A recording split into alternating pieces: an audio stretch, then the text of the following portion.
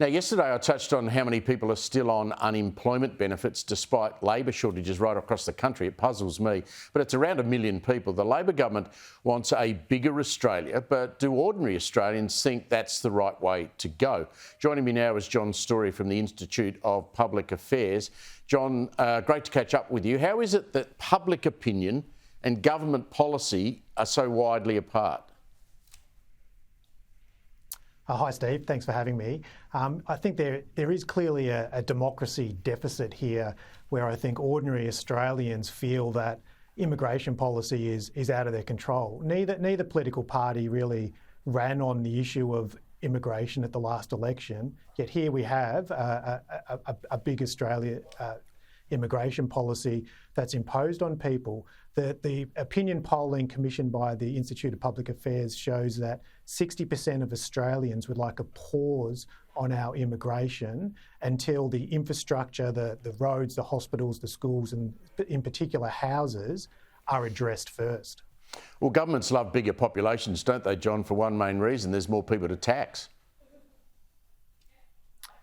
That's right. All immigration stimulates some degree of economic growth. It does grow the pie, but the problem is if it's not done in the right way, if it's not planned for, if there isn't the infrastructure to deal with the people coming into the country, ordinary Australians are actually left worse off. Their share of the pie actually shrinks. And that's the problem we've got at the moment. We already have a critical housing shortage, yet we're going to import hundreds of thousands of new people into Australia.